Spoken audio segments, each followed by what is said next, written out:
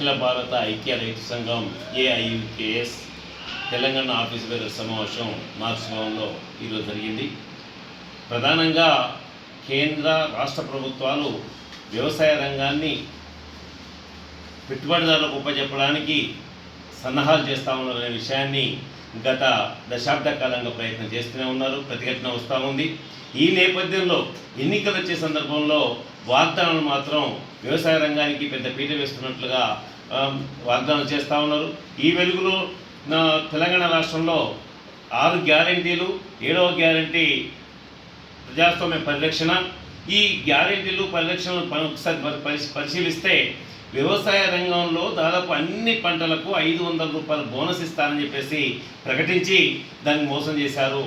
కేవలం ఒక సన్నధాన్యం అని చెప్పేసి పరిమితం చేశారు. ఆ సన్నధాన్యం కూడా కొనుగోలు కేంద్రాల్లో అమ్ముకున్న వాళ్ళకు మాత్రమే అని చెప్పి అమలు చేశారు. అమలు చేసిన దాంట్లో కూడా 60% మాత్రమే జరిగింది అనేది గుర్తు చేస్తూ అన్ని పంటలకు ఇచ్చి నీ మాట నిలబెట్టుకోవాలని చెప్పేసి మేము రాష్ట్ర ప్రభుత్వాన్ని విజ్ఞప్తి చేస్తూ ఉన్నాం, డిమాండ్ చేస్తూ ఉన్నాం.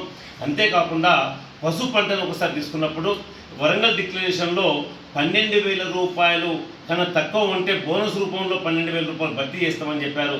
8,000, 9,000 రూపాయలు ఉంది, కానీ ఒక్క పైసా బోనస్ ఇవ్వలేదు. అందుకని అక్కడున్న స్థానిక రైతాంగం కూడా మా ఏయూ కేసు కూడా కలిపి 2,000 రూపాయలు బోనస్ ఇవ్వాలని చెప్పి డిమాండ్ చేయడం అనేది జరిగింది. అంతేకాకుండా ఈరోజు ఏదైతే మిర్చి మొత్తంగా చూసుకున్నప్పుడు కృత్రిమంగా వ్యాపారులంతా కూడా సిండికేట్ అవతారం ఎత్తేసి ధరని మార్కెట్ మీద ఆధారపడకుండా కేవలం కృత్రిమంగా ధరను తగ్గించేసి రైతులు నష్టం చేస్తూ ఉన్నారు. ఈ ఏదైతే సిండికేట్ అవతారం ఎత్తున్న వ్యాపారులపైన చర్య తీసుకోవాలన్న మా సంఘం పెద్ద ఎత్తున ప్రభుత్వం మీద ఒత్తిడి తీసుకొస్తూ ఉంది. ఈ నేపథ్యంలో కాకుండా ప్రధానంగా ఈ వడగళ్ల వానల అట్లాగే ప్రకృతి వల్ల అనేక నష్టాలు జరుగుతూ ఉన్నాయి. గత 4 సంవత్సరాలుగా పంటల బీమా ఎక్కడ కూడా వర్తింపజేయలేదు.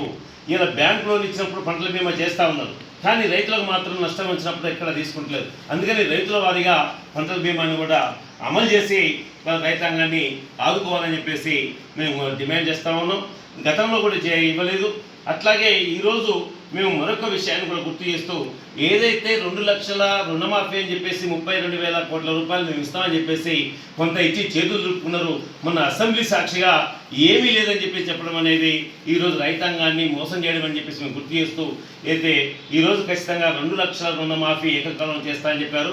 తన పైన ఉన్న వాటిని రైతులు కట్టుకుంటారు, ముందైతే 2 లక్షలు మాఫీ చేయాలని చెప్పేసి, ఒకవేళ లేకపోతే స్థానిక ఎన్నికల్లో కర్రు కాల్చి వాత పెట్టారని కూడా గుర్తు చేస్తూ ఉన్నాం.